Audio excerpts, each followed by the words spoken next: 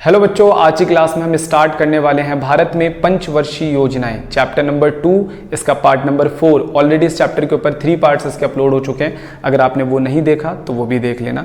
जैसा कि इसके पार्ट नंबर 1 के अंदर मैंने आपको समझाया था आर्थिक नियोजन क्या होता है, पार्ट नंबर 2 में मैंने आपको समझाया था अर्थव्यवस्थाएं कितने प्रकार की होती है, और पार्ट नंबर 3 में हमने समझा था भारत में पंचवर्षीय योजनाएं कैसे लागू करी गई, पहली पंचवर्षीय योजना कब थी, अंतिम कब थी, और एक लिस्ट मैंने आपको समझाई थी कि कब कब कौन कौन सी पंचवर्षीय योजना भारत के अंदर अपनाई गई थी।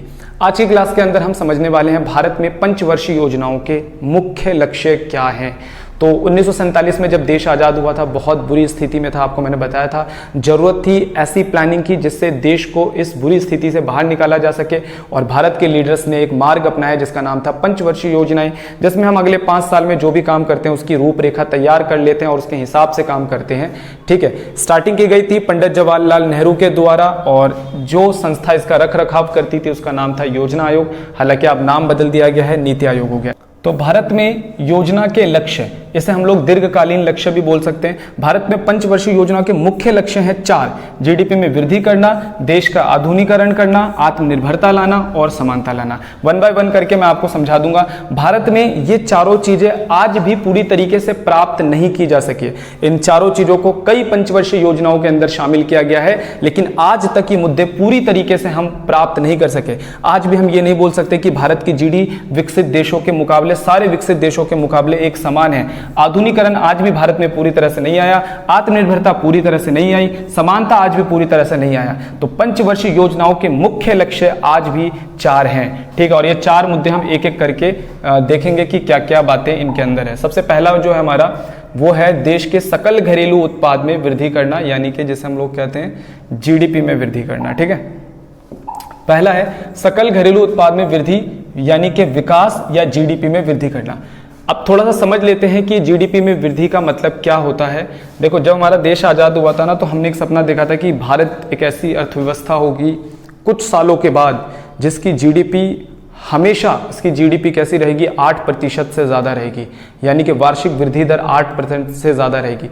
लेकिन कुछ ही वर्षों में ऐसा हो पाया कि भारत ने अपनी जीडीपी 8 को क्रॉस करी है, हमेशा 8 से नीचे ही रही है, और कुछ हालातों में तो बहुत ज्यादा बुरी भी रही है। ठीक है, तो जीडीपी को बढ़ाना भारत के पंचवर्षीय योजनाओं का एक अहम हिस्सा रहा है।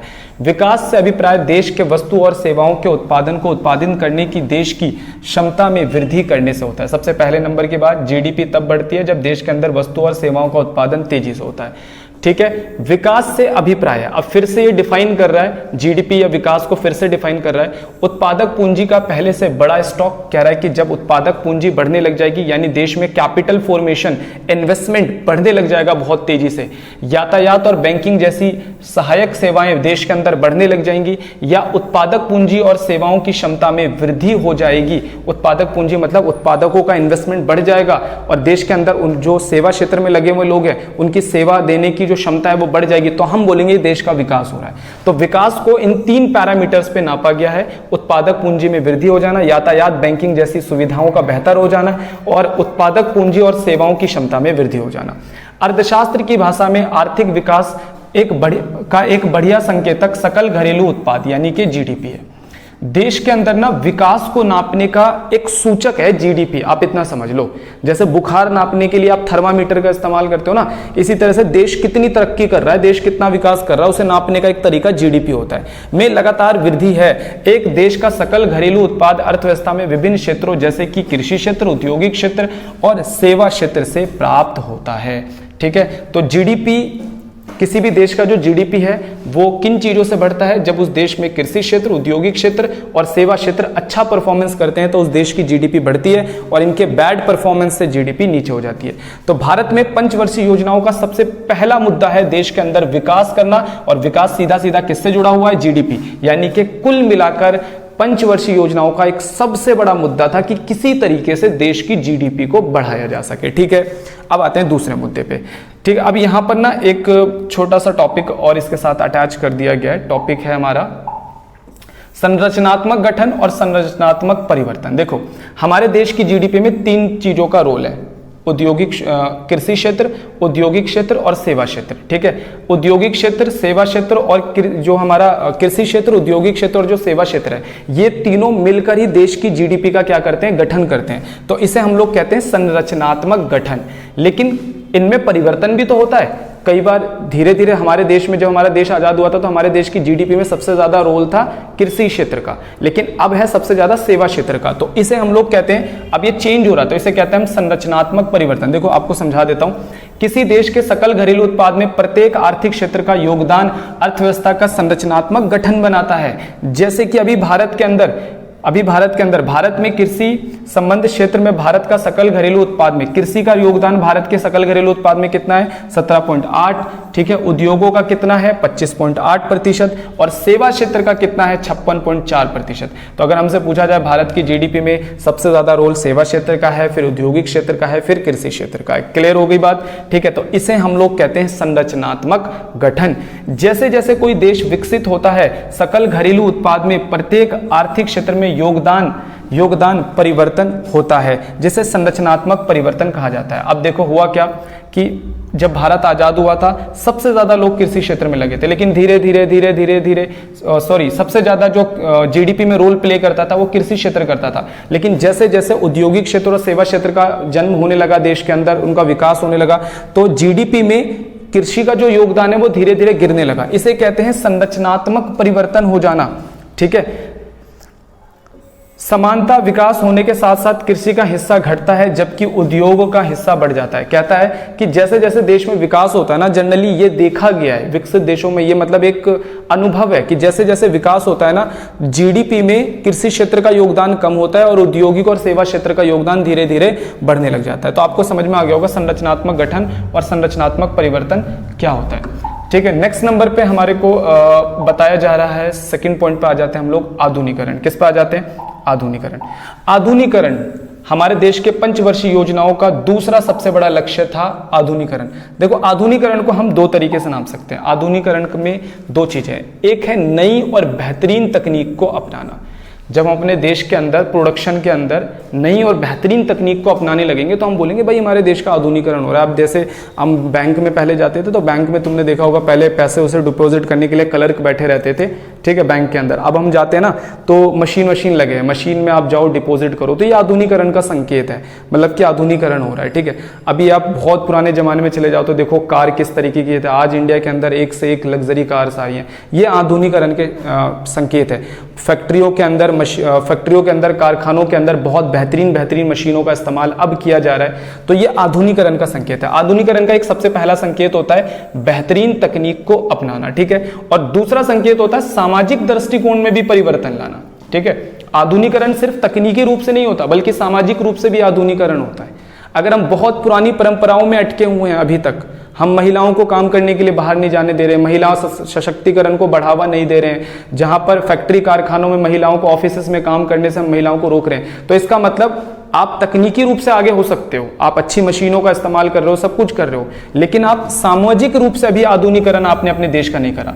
तो किसी भी देश में आधुनिकरण का जो मुद्दा है वो दो तरीके का होता है, एक बेहतर तकनीक अपनाना और सामाजिक रूप से भी अपने आप को परिवर्तन लेकर आना। ठीक है, तो हमारे देश में पंचवर्षीय योजनाओं का दूसरा जो सबसे अहम मुद्दा था वो आधुनिकरण था। आधुनिकरण मतलब बेहतरीन तकनीक का अपनाना और सामाजिक रूप से भी आधुनिकरण देश में करना, जैसे महिलाओं को सम्मान देना, ठीक है, पुरानी परंपराओं से बाहर आना, अपने कल्चर के अंदर बेहतरीन चीजों को इंट्रोड्यूस करना, है ना, ये सारी चीजें हमारे को सामाजिक दृष्टिकोण में परिवर्तन है। ठीक है, उसके बाद आधुनिकरण की भारतीय योजनाओं के अंदर, यानी कि भारत की पंचवर्षीय योजनाओं के अंदर आधुनिकरण की क्या डेफिनेशन है। हमारी छठी पंचवर्षीय योजना आधुनिकरण की एक डेफिनेशन देती है, उत्पादन की क्षेत्रवार संरचना में परिवर्तन और गतिविधियों का विविधीकरण तथा तकनीक और संस्थागत नवपरावर्तन यानी नई टेक्नोलॉजी का इस्तेमाल क्या कहलाता है, देश के अंदर आधुनिकरण कहलाता है। ये आधुनिकरण की ये डेफिनेशन जो दी जा रही है, ये हमारी पंचवर्षीय योजनाओं के अंदर, छठी पंचवर्षीय योजनाओं में आधुनिकरण की ये डेफिनेशन लिखी गई है। ठीक है, अब आ जाते हैं हम लोग, एक छोटा सा क्वेश्चन और अटैच है इसके अंदर, और वो क्वेश्चन क्या अटैच है मैं आपको बताता हूं। आधुनिकरण तथा रोजगार सृजन, ठीक है, अनुपूरक तथा परस्पर विरोधी, बहुत जब हमारा देश आज़ाद हुआ था ना, तो हमारे देश के जो बड़े बड़े लीडर्स थे उनका कहना था कि जब देश में अच्छी तकनीक आएगी तो लोगों को रोजगार मिलेगा, और ऐसा होता भी है। अगर देश में अच्छी तकनीक आएगी तो उत्पादन बढ़ेगा, है ना। उत्पादन बढ़ने से क्या होगा, फैक्ट्री, कारखाने, कंपनियों की संख्या बढ़ेगी, जिनमें लोगों का रोजगार भी बढ़ने लगेगा। लेकिन हाल ही में ये देखा गया, देखो नॉर्मल हमें क्या लगता है कि अगर तकनीक अच्छी होगी तो क्या होगा, उत्पादन बढ़ेगा, उत्पादन बढ़ेगा तो रोजगार बढ़ेगा, रोजगार बढ़ेगा तो लोगों की आय बढ़ेगी, लोगों का जीवन स्तर सुधार में आएगा। तो हमें ऐसा लगता है कि आधुनिकीकरण होने से रोजगार का सृजन होगा, यानी दोनों अनुपूरक हैं, यानी आधुनिकीकरण बढ़ेगा, रोजगार बढ़ेगा। लेकिन हाल ही के कुछ वर्षों में देखा गया कि जैसे जैसे देश में आधुनिकीकरण हो रहा है, जैसे जैसे तकनीक बेहतर हो रही है, रोजगार का स्तर जाता जा रहा है। और एक टॉपिक भी हमने इसके ऊपर पढ़ा था 12th क्लास में, हमें इसके ऊपर एक टॉपिक भी पढ़ने वाले हैं, इसे हम कहते हैं रोजगार रहित संवर्धी। क्योंकि तकनीक जैसे जैसे अच्छी होती जा रही है, रोजगार की संख्या गिरती जा रही है। मैं इसका एक एग्जांपल देता हूं। अपन बैंक में पहले कभी जाते थे तो पैसा डिपॉजिट करने के लिए 5 लोग पहले बैठे होते थे, मतलब 5 लोग बैठे कि भाई कोई बंदा आएगा तो हम उसका पैसा डिपॉजिट करेंगे। अब पता है उन 5 लोगों की छुट्टी हो चुकी है, उसकी जगह ना बैंकों में एक मशीन रख दी गई है, हम जाते हैं मशीन में जाकर पैसे डलवा देते हैं, ठीक है। अब उस मशीन को देखने के लिए मान लो एक व्यक्ति को जॉब मिली, लेकिन 4 व्यक्ति की जॉब तो चली गई। तो तकनीक अच्छा होने से अब उल्टा हो रहा है, तकनीक जैसे जैसे और एडवांस होती जा रही है, ये तकनीक क्या करती है, लोगों की रोजगार खा रही है, ठीक है।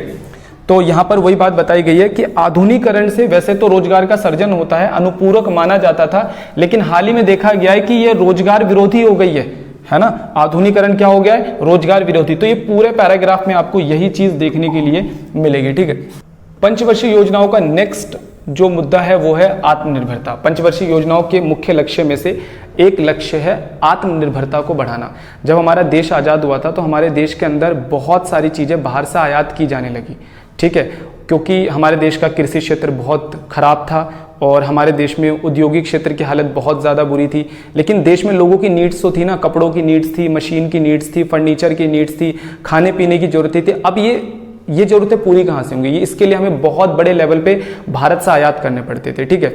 लेकिन भारत के लीडर्स ये अच्छी तरीके से जानते थे कि अगर हम अपना आयात बाहर से बहुत तेजी से करेंगे तो इससे हमारे को 2 नुकसान है। एक तो हमारे देश में चीज़ों का निर्माण नहीं होगा तो हमारे देश के लोगों को रोजगार नहीं मिलेगा, हमारे संसाधन वेस्ट होंगे, फिर हमें अपना संसाधन ही बेचना पड़ेगा।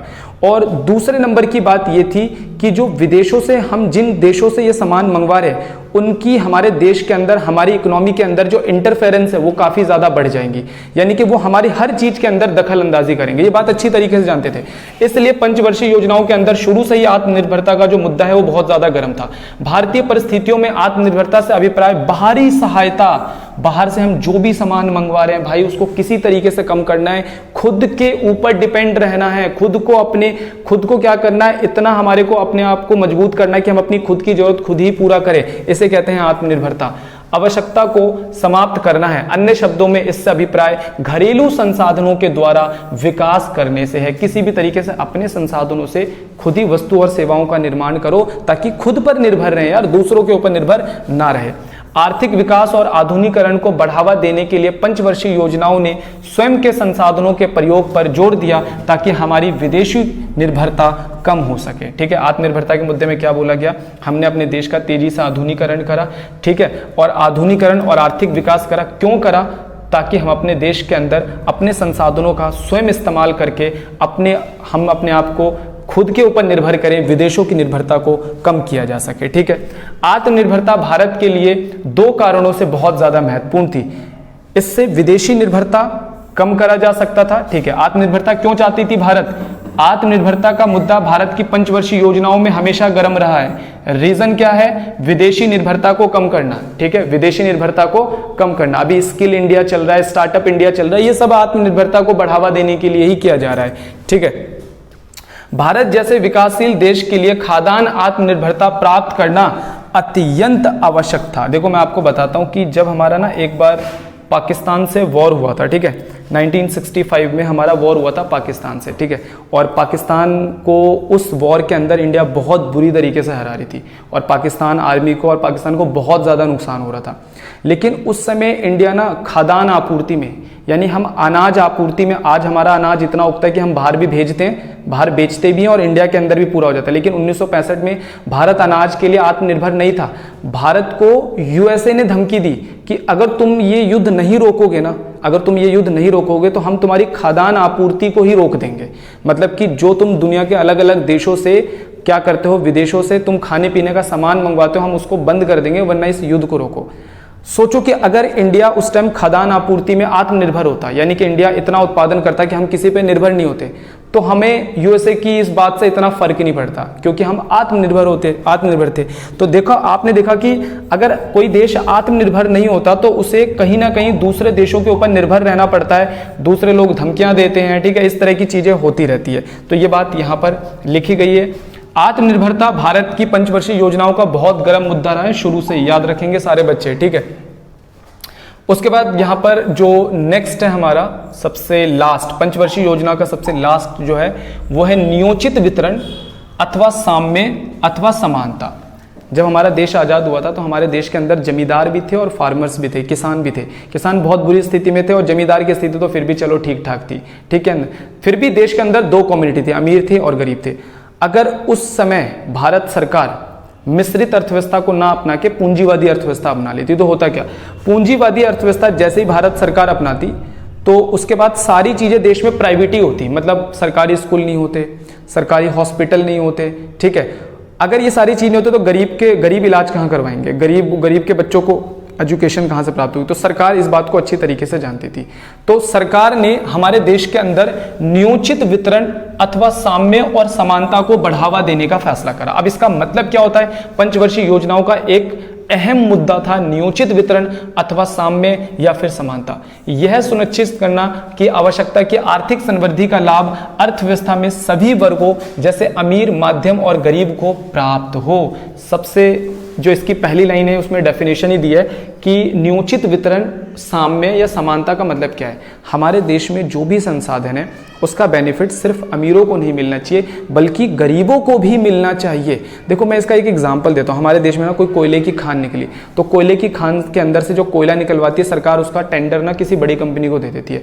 वो बड़ी कंपनी क्या करती है, जितना भी कोयला निकालती है उस कोयले को बेचकर जितना भी पैसा आता है उसका 50% पैसा सरकार को देती है और 50% मान लो अपने पास रखती है। तो वो जो 50% पैसा उसने सरकार को दिया, सरकार उसके लिए क्या करे, सरकार उस पैसे से क्या करेगी, गरीबों के लिए हॉस्पिटल बनाएगी, गरीबों को आवास सुविधाएं देगी, फ्री में राशन बांटेगी, गरीबों के मोहल्लों का विकास करेगी, ठीक है, गरीबों के हॉस्पिटल में गरीबों का इलाज करवाएगी, उनके बच्चों को फ्री में एजुकेशन देगी। कुल मिलाकर बात यह है कि इसी को हम लोग कहते हैं नियोजित वितरण अथवा साम्य या समानता।